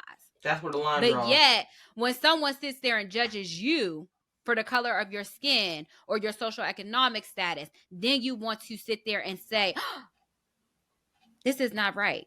This is a Mm-hmm. problem. Someone speak up on my behalf, but you doing it to someone else. Let's not And play that's them the games. problem that I have. That's, I think more than anything, that's the problem that I have, is the the like idea that we turn into the very thing that we say we hate, right? We hate Exactly. oppression. We hate the ways that racism and institutional subjugation has limited our experiences in this country, in the United States. But we will turn around and inflict that same type of oppression against a group of people because we don't like their choices around their expression and their sexual identity. It's something so like, why you even are so concerned with what somebody is doing in their personal time. I don't understand, right? Because what they're doing is not harming you personally, and Exactly. so I think that is the challenge that I do have, is, and when you think about the ways in which we experience violence in this country, who do you think is out there fighting for your freedom? The first one's on the line. The first one's on the Right. line. Putting themselves out there, knowing that they are going to be literally putting themselves out there and still and not respect it in their own And community, not right? respected. But will still stand up and say this is wrong. These are the people who are standing up and going to talk about the pipeline for prison. These are people who are going up and saying stop killing us to police. Mm-hmm. These are people who are not just saying things and putting a damn hashtag on Twitter or Instagram. They're actually showing up to rallies. They're actually putting Mm-hmm. their actual bodies out On the there line. Yeah. because they know what it's like to be marginalized. They know what it's like to Mm-hmm. not be respected. They know what it's like to be looked at as second class. They know that they're not respected in most of their communities, and yet they still will be the first one to speak up and say, this is wrong. Bring Yep. attention to it. But yet, when they are asking you to stand up behind them, and You not saying that can't. you have to support it, you don't have to support them. Like you don't have to say, "Oh, I 100% agree with your decisions." No, but also if you're gonna sit there and highlight what they are doing that you don't approve of, why are you letting this person who you know is talking or messing with underage children be in your congregation? Why are you Mm-hmm. accepting this man that you know got multiple women having multiple children that don't take care of them? Why are you accepting them in your congregation? Why is it Mm-hmm. that you are willing to accept all these quote unquote lost souls, but then when it comes to someone who identifies as the LGBTQ plus community, you have an issue? That's where you draw the line. Get the hell out of here. I mean, but even the whole thing about support, right? It's like you don't have to support. Like, who are you? Like, who are Exactly. you that, like, somebody is asking for you, like asking for permission? Like, who are you? Like, Exactly. And just you, because you identify as part of that community, I just want to say this. yeah. Just because you identify as part of this community does not mean that you want every person who identifies as the type of person that you like, you want to take them. Because we Mm-hmm. need to let that be known too. Yeah. Because I don't know why people are under this impression that if I'm a gay male and I say that I like men, that every man has the opportunity to be taken by me. Not the Just because case. you identify as the LGBTQ plus community does not mean that you are equal opportunities for anybody who walks past you. They do Right. still have standards. Right. And some of the people who be sitting here acting like they so scared, I'm not even gonna say it. I was gonna say you wouldn't even get chosen on a bad day. So let's put that out there too. Because that Yeah. irritates me. Like that really does Mm-hmm. irritate me. I feel like I worked with so many children who struggle with that, who struggle with their identity because of fear, Yeah. who feel like they are just put out of their own community. They can't be themselves. And that does something to your psyche. It really It does. does. That does a certain type of damage that is so hard to overcome. Mm-hmm. It really impacts how you view yourself, your self esteem, your self worth. It can lead you into making some decisions that could really be harmful for you. Yeah. Um, and then you can't even speak up to it because you have internalized it so bad that you now don't value yourself and you feel like you could put yourself in risky situations because if no one else cares for you, why should you care for yourself? And I Yeah. think that that is so sad and so heartbreaking.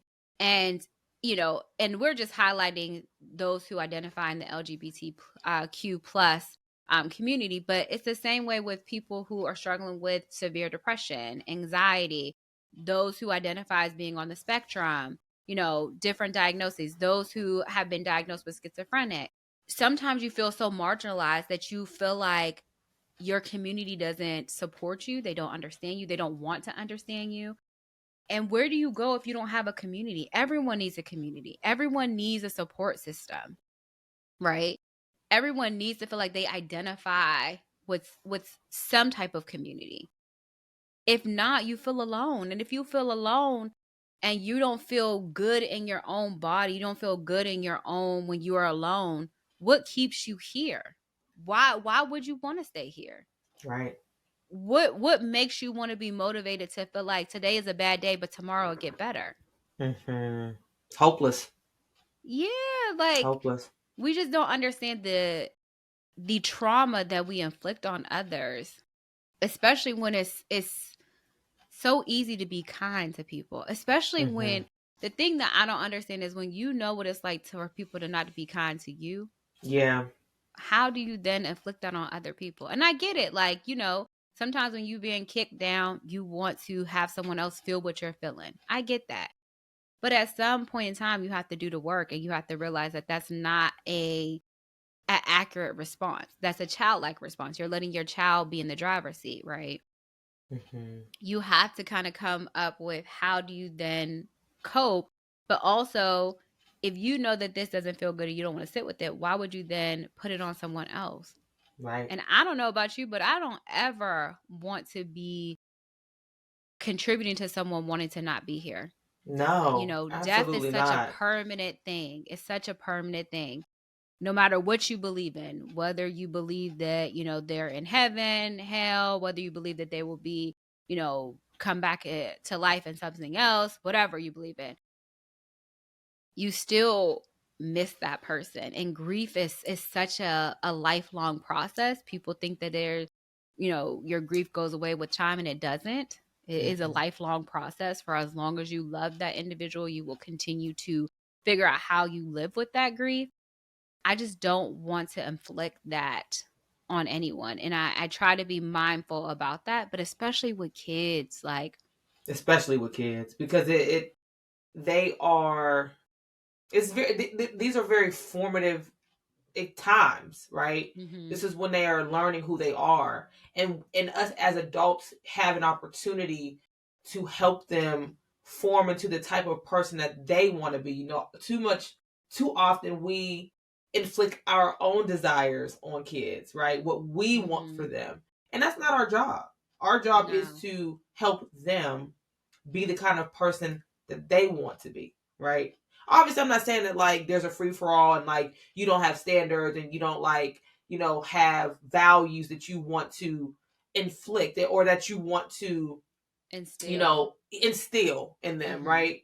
But like when it comes to them being who they are, that it's not your job to change that, right? It's your job to help cultivate that, right? To exactly, help them create the kind of person that they want to be. And we can do a real disservice by inflicting our own beliefs on to them, right? And again, it's not that I just understand that like we all have different beliefs, right? We all have different ideas of what we think, but I think the goal is to not inflict harm, right? And yeah, if your ideas are inflicting harm against someone else, I think that's where you have to take a step back and say like is it truly worth all this, right?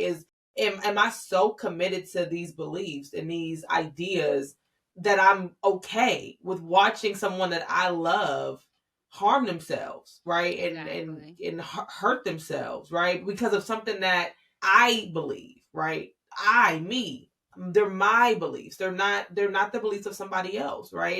And I'm not saying that we all have to think the same. I know that we're not going to think the same, but because of that though, we are still, I believe, right, that we are still tasked with, how do I make sure that I am being mindful of how I am inflicting pain against somebody else, towards somebody else, right? Exactly. It's not that you have to, if you don't want to change your beliefs, that's fine. You're entitled to believe what you want. You're not entitled to harm other people because of those beliefs. That's not, and I think to your point, to me, it's like, it's very easy to walk ourselves out of that when we consider how we've experienced that, how we've experienced harm by people because they did not believe in our existence, right? Exactly. And You know, still and so, don't. and still don't, right? Yeah. And still That's, that's the thing. y'all Like, fight, y'all choosing to fight battles on every end. And it's like, I think what it comes down to is very simple. Is my belief driven by fear? mm-hmm. If my belief Yeah. is driven by fear, maybe I need to take a step back and try to bring some reality and rationalize it. If I'm trying Mm-hmm. to rationalize why I am behaving in a manner that is hurting and inflicting hurt onto other people just because of what they identify as, just because they are, they're not actually hurting me. Mm-hmm. They're not, again, my criteria is it hurting myself? Is it Yeah. hurting children? Is it hurting animals? Mm-hmm. That's my criteria, right? Yeah. If it's not, then what is it that is triggering me in this Mm-hmm. situation? And is it something that I can process? What is the fear there, right? And Yeah. I think when you can identify what the fear is there and you can actually start to unpack it, you realize that it's an emotion that they're triggering and it's not reality. It's Yeah. not reality in the sense that you are not really at harm right now. You are not literally in fight or flight mode. Mm-hmm. And also the other thing is this, is that one of the biggest things that I always hear about accepting those who are part of the LGBTQ plus community is, oh, we are accepting of it, it's going to, like it's literally going to take over and we're not going to have kids and all these other things, like just stupid stuff, right? And Dumb my thing stuff. is like, so really what the fear is that your fear that is going to impact what society as like us continue to grow and populate the world. So if that's your fear, what are you doing to protect those who are trying to have kids? What are you doing to combat the issues Mm. that are actually out there? So you're saying that you don't want this to be impacted. So what are you doing to fight that cause? Nothing. You're just hating a group of people. But Yeah. instead, are you actually trying to invest in prenatal care? Are you trying to invest in the foster care system? Are you trying to invest in maternity leave? Are you trying to invest in better pay so people can feel like they are able to reach a certain social economic status so that they can produce and have a fucking family and not feel like they're Mm-hmm. living on the edge every day because they chose to have more kids? Are you Mm-hmm. trying to assess with people who actually are same sex and want to adopt children and want to continue to help populate the earth and populate the world? Are you helping with that? Or are you just sitting on your pedestal telling people what they shouldn't and shouldn't do with their lives, and you are just giving a talk? Because if you are Mm-hmm. doing that and you're not contributing anything to help the procreating of the world, please shut the hell up. Please do. Yeah. Please do. The other thing though is like, even that idea, right? That like there's some gay agenda, which is so fucking stupid. Do y'all think that like gay people just came out like last week or something? I don't know what y'all think. Like, there has always been an LGBTQ plus community. There's But it's always fear based. been. But see, this is the Yeah. thing. It's fear based. So you have people who are in higher positions who are helping to drive your fear to target something because they have their own agenda to push. So to get your mind off of other things, again, policies that are really impacting those wanting to procreate, right? Because let's be honest, there are Mm. tons of people our age and younger who are saying that they don't even know if having a family is in their future because they can't even They can't fathom afford it. how to afford just being on their own, right? getting married and things like that, buying a home. These are all things that you were told if you worked hard, you had access to. There's Yeah. people who working hard as hell and they still don't have access to it. So instead Mm-hmm. of focusing your attention on that, see, there's people who are driving the agenda and making the fear be a target. And so instead of targeting the right things Yeah. that actually can lead to change and actually are at driving the impact of these issues, we're going to put it on the attention of a certain population, right? Mm-hmm. It's the same way as, we talked about this before we started recording, Mm-hmm. DEI, right? We are going to Mm-hmm. target that. We are going Yeah. to target, students going into college and admissions process, right? Mm-hmm. Target, blacks are just going and getting into college universities. They're not even qualified for it just because they're Right. checking that they're black or a minority on their admissions. I don't know if y'all know, but if you haven't actually looked at the college process, the stuff that you have to submit is crazy. I could promise you. And it's more than saying that you black. Let's just Is say that that. I can promise you that when my niece recently applied to college, she did not have to submit a box saying I'm biracial and this is my college application. Right. Like, I guarantee you that was not a part of her application process. So, but again, when you have fear and you have people who are able to use that fear to push their agenda, it is very easy to get certain things to be targeted instead of the things that actually need to be targeted. The same thing with African Americans and mental health, children. We are very quick. Look at the Ritalin thing, right? That was a very big driven thing of, they have ADHD, label on this. Kids are still at a high end. Minority kids are still overly diagnosed with ADHD more than their counterparts. Mm-hmm. There's statistics that prove this. Mm-hmm. Statistics that prove this. Why do you think that is? Mm-hmm. There are still schools that will tell you that your kid cannot come back to school until they are assessed and put on medication. Mm-hmm. And then the person that they're referring you to is connected to the school. Mm-hmm. Bingo. So again, when fear is the motivator, see, when you are someone who studies human behavior and you don't give a damn about humans, you can mold and manipulate that fear to target whatever you want to target. Mm-hmm. And oftentimes we as humans are like sheep. Unfortunately, there's very few who think for themselves. So that if you don't care about humans, you can literally target and manipulate that fear to target and highlight whatever you want. That's why you have people who are from a lower economic status who will then go and support the wealthy who do nothing for their community, pour nothing back in. But because they have manipulated that fear into targeting the people who are literally trying to come up on the same place as they are, have more things that they can identify and similarities, right?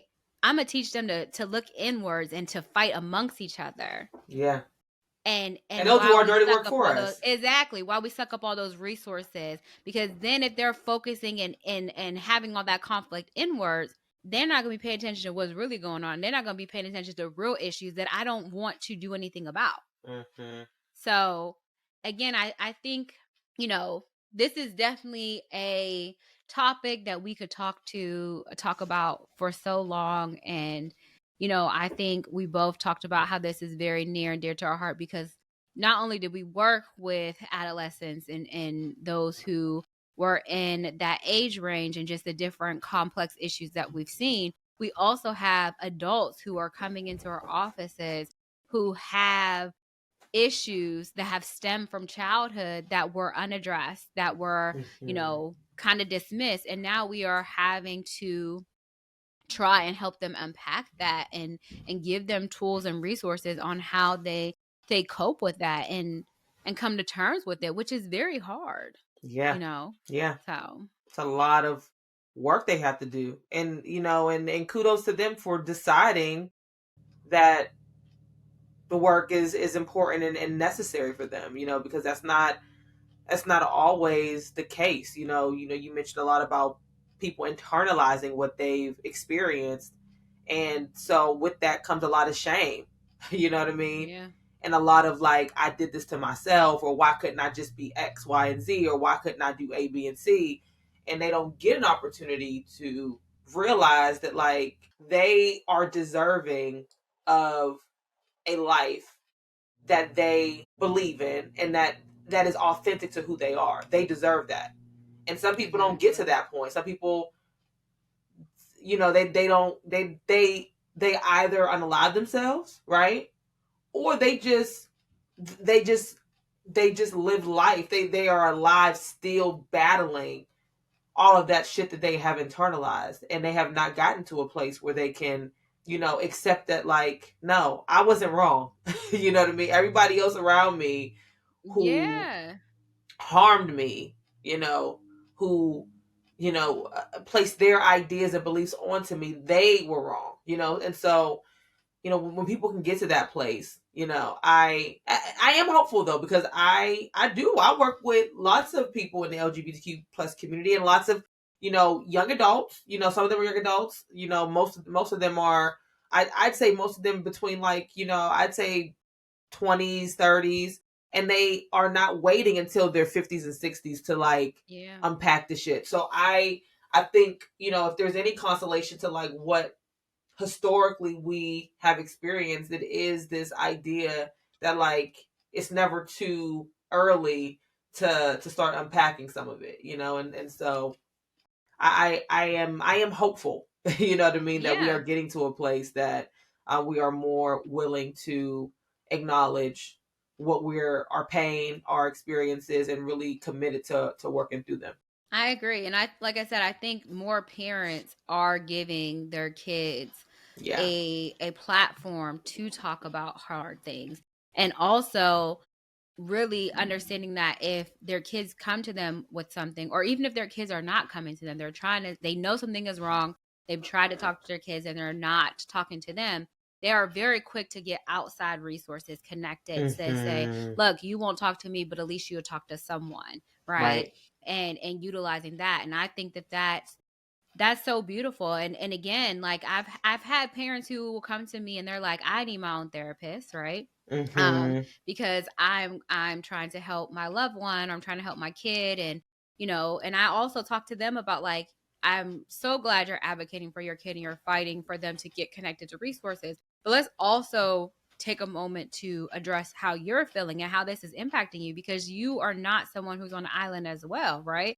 You also are being impacted by this. So you need a safe place where you can process it and kind of process how it's impacting you and your thoughts and your feelings about it, because you also can't push it down. But also, by you modeling that you're also looking to connect with outside resources, that further tells your kiddo something like, sometimes Mm-hmm. life gets heavy, and sometimes, yes, you can push through it, and you have the skills needed to handle that situation.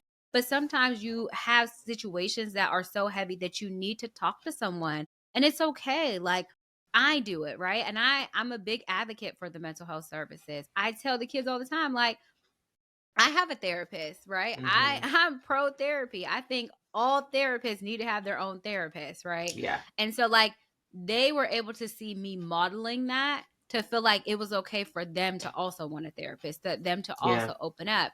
But also, again, how I advocate for them, when I'm in these provider rooms, I bring them along so they can know this is how you advocate for yourself. This is how Mm-hmm. you allow yourself to know that you have a voice. And that's so important. Teaching these kids, like, you have a voice, you're not voiceless, right? Mm-hmm. You are the first person who knows your baseline. You're the first person who knows when something doesn't feel right. And it's your job to speak up, Yep. because it doesn't go away. It may feel like it does, but it doesn't. It just Mm-mm. grows and it festers and it becomes bigger and bigger and bigger, until one day it just comes spilling out, and you have no control of how it comes spilling out.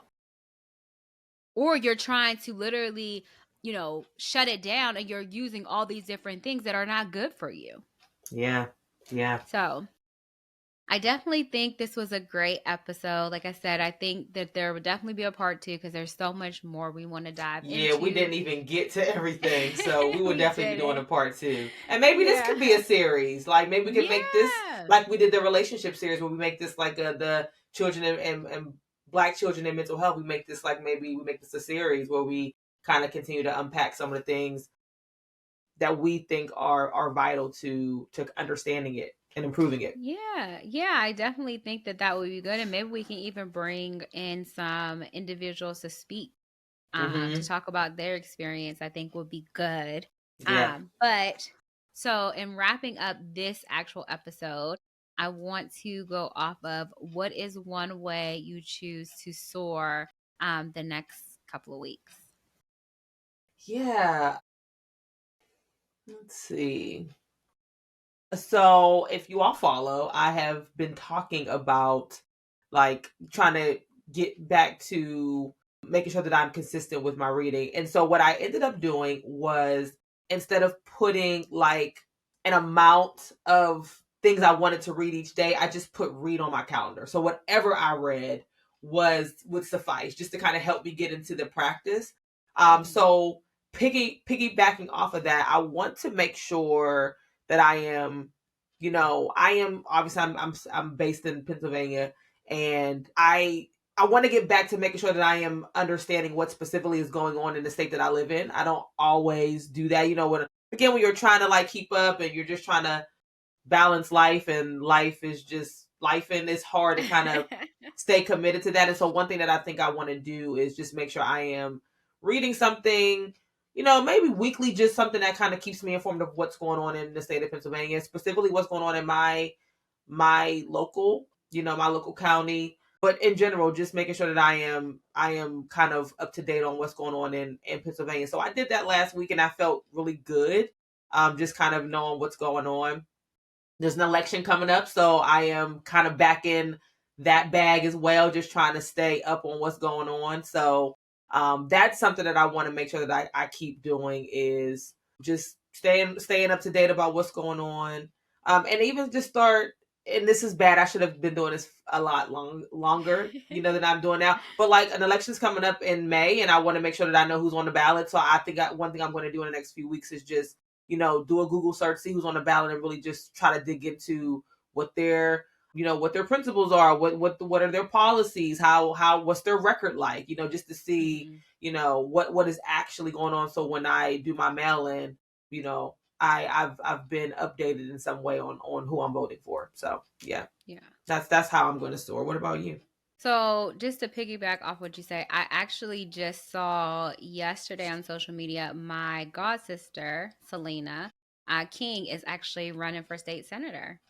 Is she in So Erie? Because she's in Erie, right? yeah, yeah, Oh wow. Okay.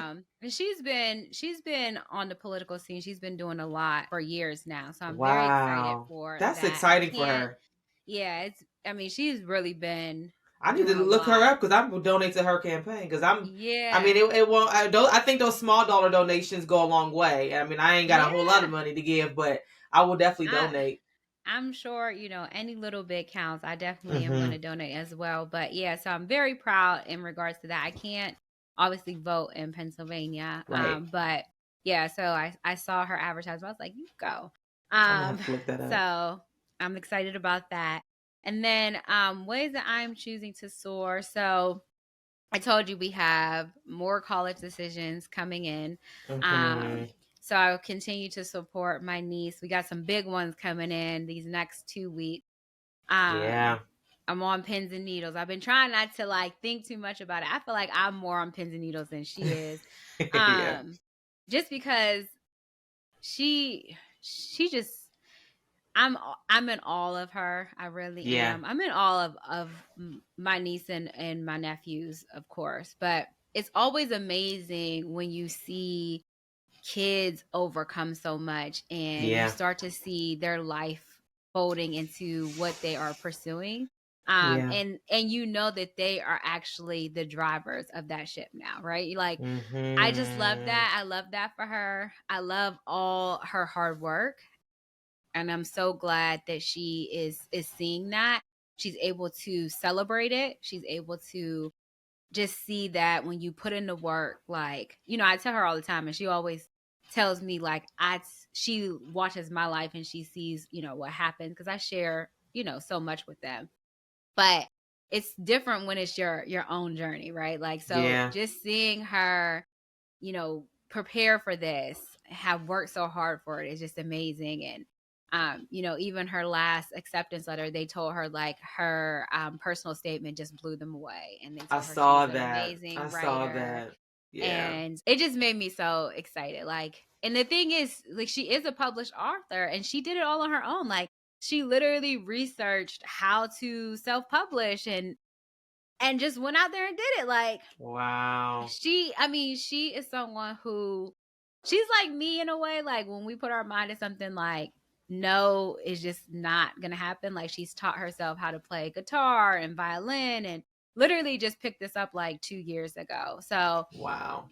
I'm just amazed in her growth, and I just can't wait to see which school she decides to go with, and just preparing for all of that. So definitely excited for that. And then professionally, I have some trainings that I'm going to be doing that I'm looking forward to. And then I get to, April is a big month for us. I have my niece's birthday, but also I get to hang out with my sister-in-law and my brother-in-law, Yeah, that's right. um, and I was thinking like, friends. hold on, what's So April? I almost forgot. it came fast. It came I fast. know.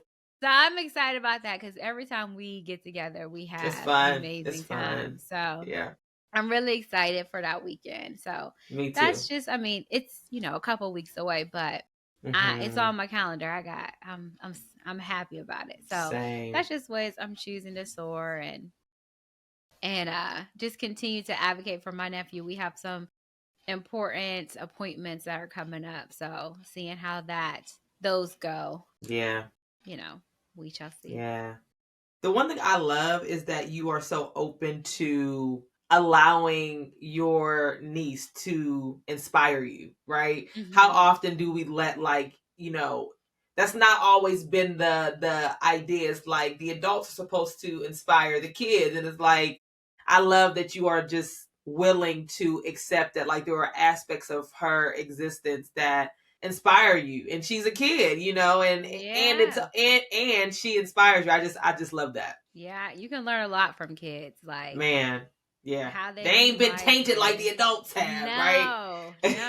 And they go through real stuff. Like, they Yeah. go through real stuff, and just the way that they just keep pushing forward. I just love it. I Yeah. love Yeah. watching people and just learning from them. I feel like you're not too young to learn from, and you're not too old to learn from. I feel like you can Same. learn from everyone and just the different Same. experiences. So I do love that. Hmm. Yeah. Yeah. Well, thank you guys for tuning in. Again, we're going to have a couple episodes on this topic. If you guys have any things that you want us to cover ongoing, you have any questions, please reach out to us. We're going to have our social media and emails in the description box below. So feel free to access any questions. We're also going to have some resources in regards to just statistics and more information that you can connect with. So we talked about therapy for Black girls. There's some other sites that are really good as well. The Trevor Project, that's a really good resource. So we'll have that information below as well. And again, we are friendly. Reach out to us, access whatever. We're definitely open to have more dialogue with you. So Absolutely. thank you for tuning in, and have a good rest of your week.